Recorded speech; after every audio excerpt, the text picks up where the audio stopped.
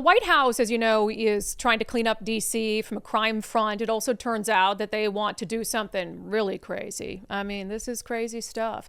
They want to fix the homeless crisis in D.C. by enforcing the laws that are already on the books there. For far too long, these laws have been completely ignored, and the homelessness problem has ravaged the city. So DC Code 22-1307 and DC Municipal Regulation 24-100 give the Metropolitan Police Department the authority to take action when it comes to homeless encampments.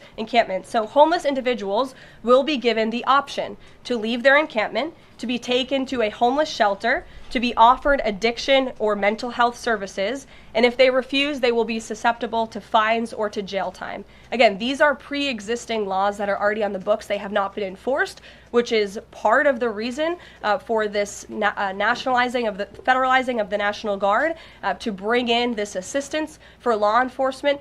While we are targeting criminals and trying to remove criminals off of the streets, we also want to make DC safe and beautiful, and that involves removing mentally disturbed individuals and homeless encampments as well. Yeah, and that's because the White House knows one simple fact, that homelessness and crime are inextricably linked together. One comes with the other. Homelessness, because it's not a housing crisis, it's a drug crisis and a mental illness crisis. You have people who are more susceptible to committing crimes. You're trying to fund your drug habit. For people who are mentally disturbed, how many random acts of violence have we seen in democratic cities perpetrated by someone who was homeless because of their mental illness? And as the White House points out, and as we well know, living in an area with one of the worst homeless crises in the entire nation, at some point, Democrats knew this too and understand this too. As Caroline Levitt pointed out there, these laws that they're enforcing in D.C. around homelessness are already on the books. They're just going to actually enforce the laws, but they existed because at some point, Democrats were sane enough to realize that crime and homelessness go hand in hand. And then, I don't know, at one point in the last 15 years, as the crisis gets worse, you would decide to take an even more hands-off approach to dealing with people who are living on the streets, often because they're using actively illegal drugs or they're dealing with a mental health crisis. So the White House, and I think this is going to be a test, and obviously, this is tied to what's happening locally. I'll get to in a moment something that happened here at a homeless camp. But this is going to be a test for the kind of harder line on homelessness. We always say, you cannot allow people to just build encampments. In Seattle, we've got people building like 3-story encampments out of crap they find in the dumpster, and 3-story shelters, and then they stay there for months or years. You cannot allow these encampments to sit there and fester. And we've been saying that Seattle and Portland and LA and San Francisco need to take a harder line. So I hope what the Trump administration does works. But this is a test of it, right? Like, hey, either you go into shelter or you get treatment or you're going to jail. Period. Finding them won't do anything, so because they're not going to pay it. So either we have shelter for you, we have treatment for you, and either you accept it or you're going to jail. So this will be a test if the approach that I believe is the right approach is going to actually work in D.C. But I'll tell you what, I know it's going to be a hell of a lot better than continuing to do the same thing over and over that has failed in cities like Seattle and states like Washington, Oregon, and California for years and years and years and years.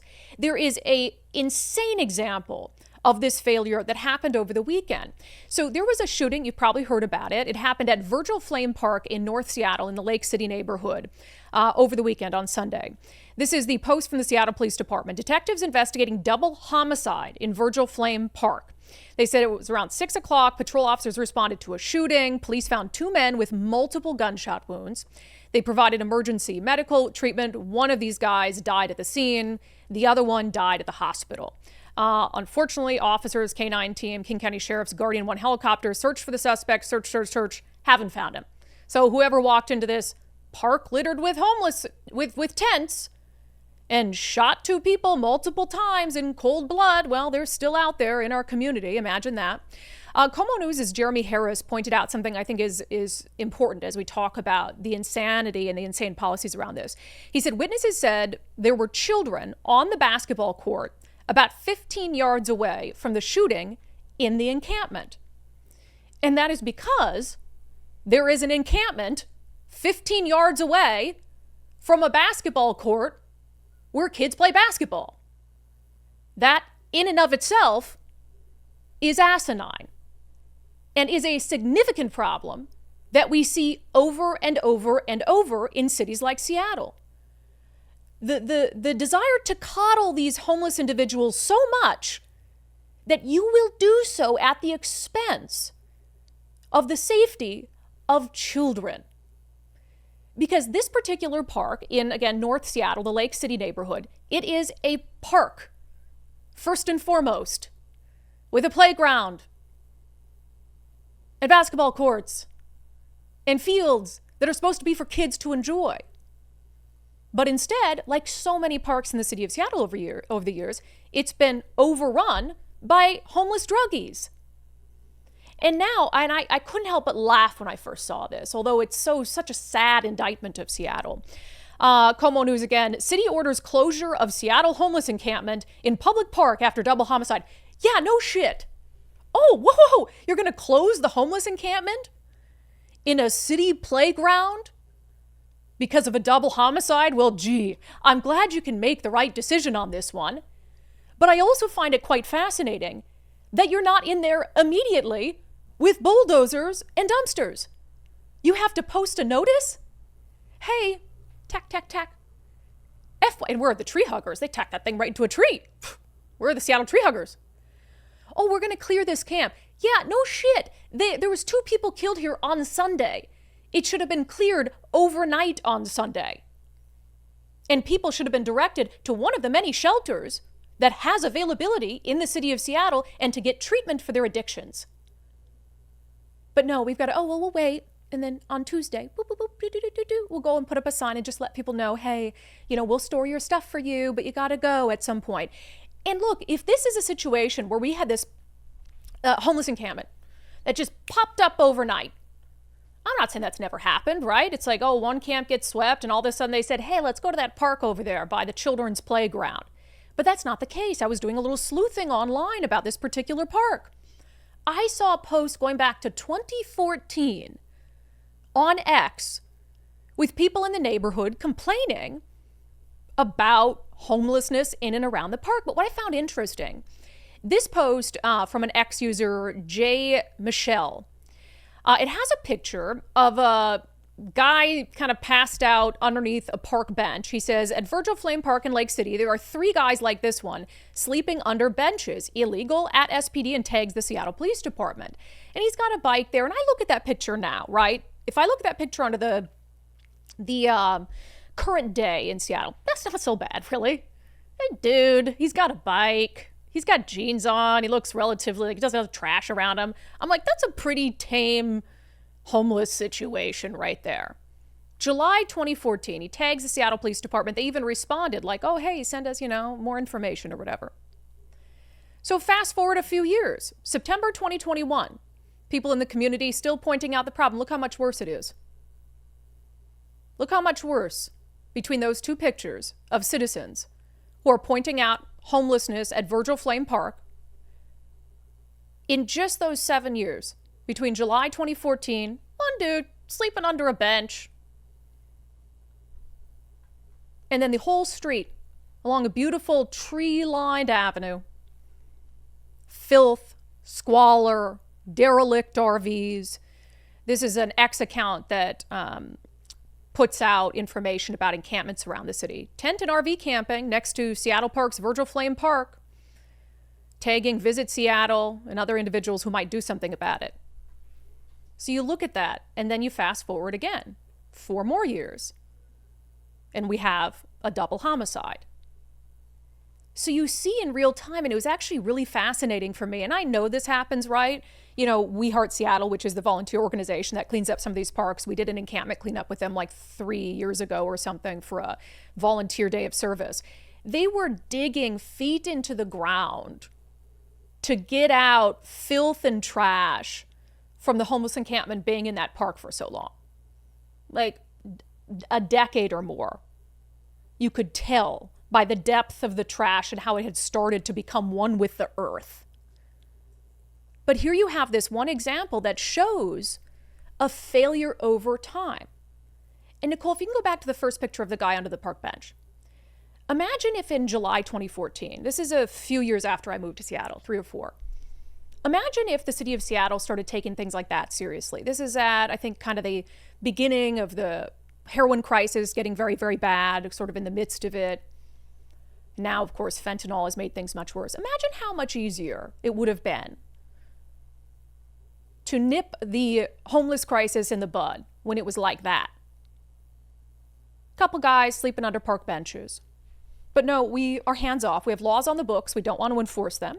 So we're hands off. And then 6 years later, 7 years later, it turns into something that is overwhelming. Again, that picture in September 2021. That is a much more difficult camp to clean, is it not? Those are a lot more people to try to get access to services, is it not? And then you let something like that go, and then you have people who die. And I bet you there's been people who've died in that park before over the years, likely of overdoses. But you have 2 people shot to death in front of kids. So at no point in that period was there a successful effort to clean up that park. And it just got worse and worse and worse. And then 2 people are shot to death 15 yards from kids. What is the city of Seattle doing in the lead up to that shooting? They know there's a homeless crisis there. There's been one for years. Well, you know what they're doing? They're pushing out notices. Seattle parks, I kid you not. This is 2 weeks before the shooting. Hosting events for kids as young as 2 years old at the park. And they've been doing this there for years. The picture on the left, if you're watching, is from September of 2017. Kids coming out, learn how to skateboard at the park. And we already know there was a homeless crisis there because we've shown you the evidence of that. And here's Seattle parks 2 months ago, rather. Not quite 2 months ago, a month and a half ago. Kids ages 2 to 8 come learn soccer with Happy Feet. 30-minute weekly class on Monday afternoons at Virgil Flame Park. Choose July or August sessions or come for both. So that's sessions this month. Kids ages 2 to 8. Happy Feet. Well, you can't have Happy Feet in a place where people just died, riddled with bullet holes. So here they are. They know there's a homeless crisis. They know there's kids at this park. They're inviting kids to this park. They're inviting children as young as 2 years old. While just 15 yards away, they've got people doing drugs, living in filth and squalor, and apparently beefs with probably gangs or drug dealers, and they get shot to death like Swiss cheese. It's insane. I want to read, though, because, again, this is an example of what we're doing isn't working. And the test of what the White House is going to do in D.C. to see if that is a method that works and that we, even though Trump did it, might be able to do across the country. In this Como News article, they talked to a neighbor who lives in the area, and he's really mad about all of this, right? He said the city cleared this encampment earlier this summer, but it reformed quickly. He said they got rid of all the leftover trash, but the campers came back. They came back in hordes. There are more of them now. Como says the area has struggled with homeless encampments for several years. The neighbor called it despair. He said that's the word, because there's no action from the powers that be. We have the reputation of smoke your dope, spread your graffiti, we don't care, we'll feed you, we'll give you clothes, we'll reward you. The owner of Lake City's Little Tiger ice cream shop told Como News the impacts of the nearby encampments are impacting neighbors and business owners. His store has been vandalized several times this summer, and other businesses have had to fortify their storefronts due to break-ins. He says, we called the police and they even told us, call us, but we probably won't show, but call us so we can keep the data. The business owner said, we're not interested in data. We're interested in results. Seattle doesn't want to hear it. They don't listen. They have their way of doing things. Now, I don't know that business owner. I don't know the resident who spoke to Como News. I don't know their political affiliation or their political leanings. But I do know this. Every single district in the city of Seattle is deep, deep blue. Every single district in the city of Seattle has continued to elect people who have been in positions of power while this crisis has gotten significantly worse. So I won't specifically call out those 2 individuals and say you should vote different, because for all I know, they could be the 1 or 2 Trump supporters living in Lake City.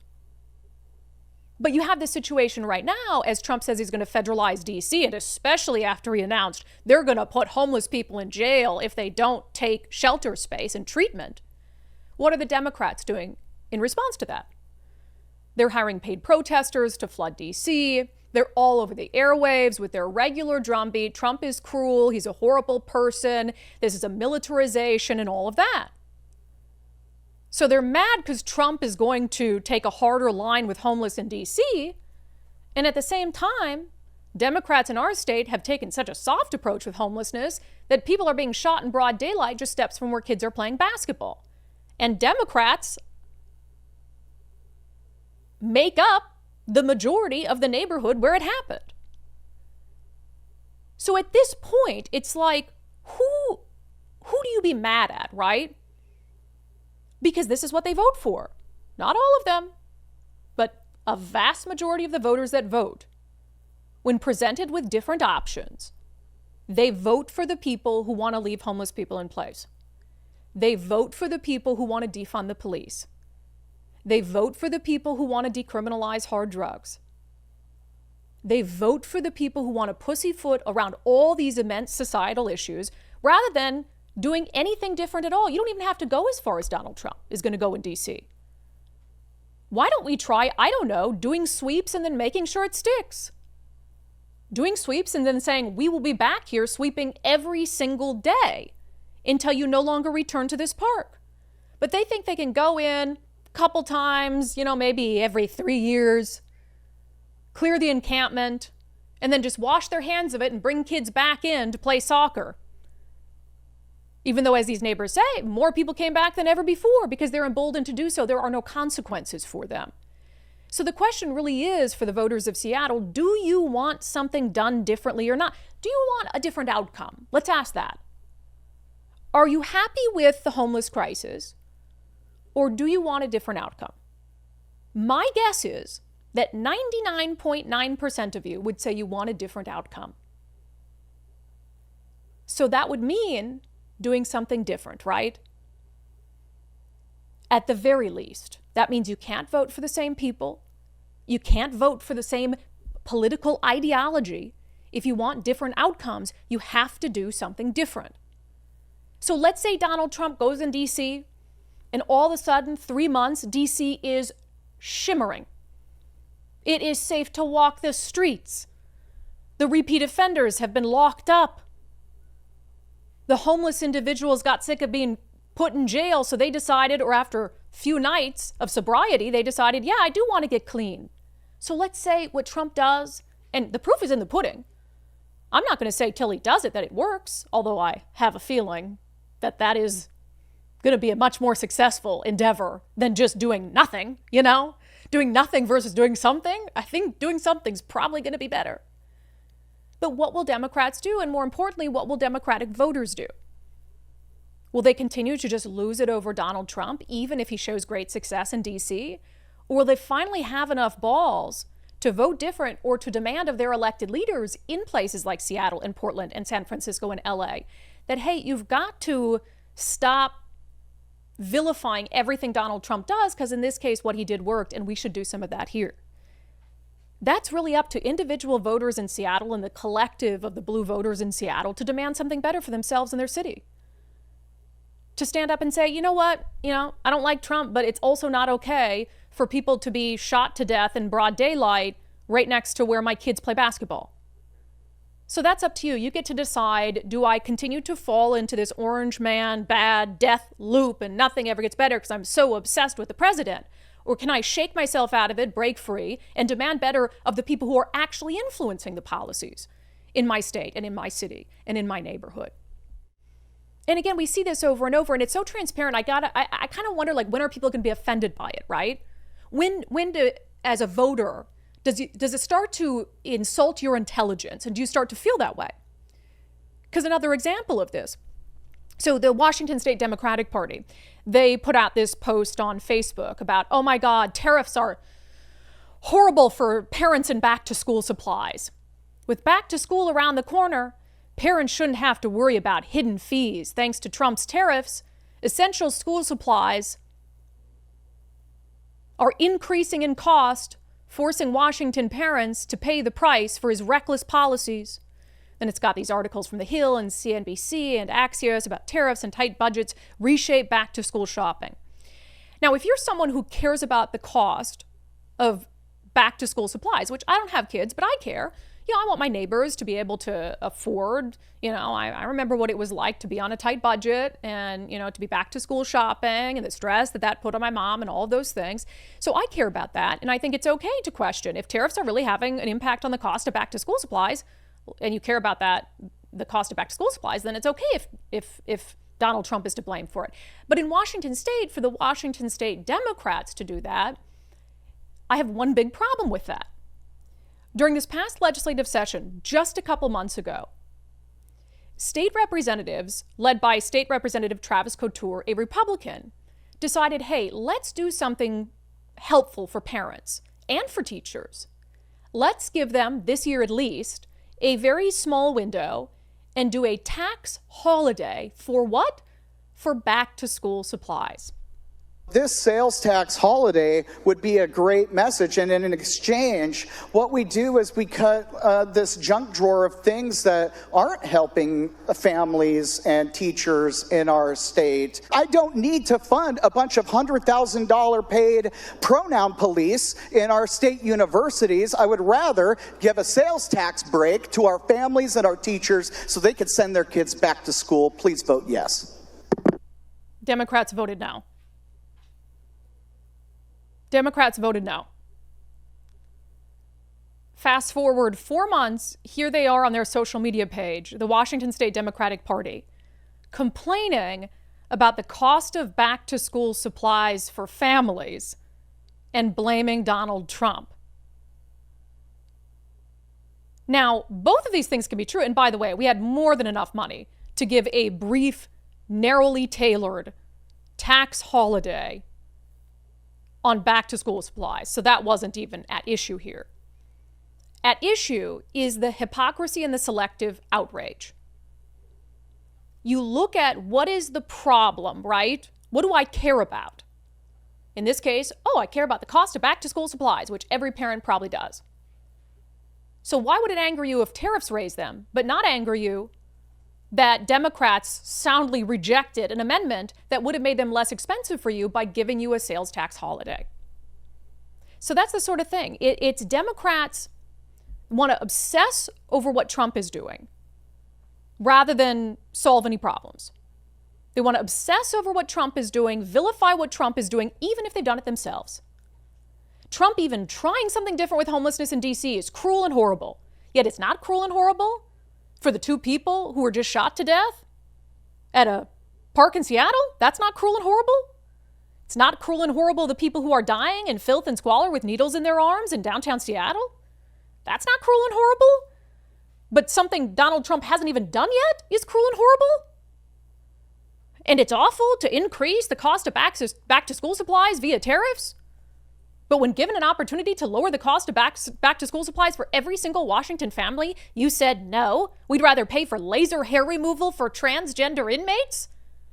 You'd rather pay for laser hair removal and boob jobs, yes, they do this, for prison inmates, than give parents a break on the cost of back to school supplies. So how much do you really care about the cost of back to school supplies? Clearly not very much. Nothing is going to change in Washington State, in Oregon, in California, in New York, in all these Democratic strongholds unless and until voters tell elected leaders that they've had enough with the Trump derangement syndrome, that it's been going on for 10 years. The crises in our states are only getting worse, things that Donald Trump has nothing to do with. You can still keep your TDS as voters. Keep your TDS. Absolutely. Keep your TDS. You do you, boo. But you can have your TDS, but also simultaneously hold our elected leaders here, Democrats, accountable for failures that are only attributable to them. Do both. We can do both. We can do it. We have enough room in our brains for that. Seattle voters are very, very intelligent, although sometimes I really question that. But, all the data says that we're a highly schooled population of people. You can do both. TDS, Orange Man, bad, but also Democrats, very, very bad. Very, very bad. People dying.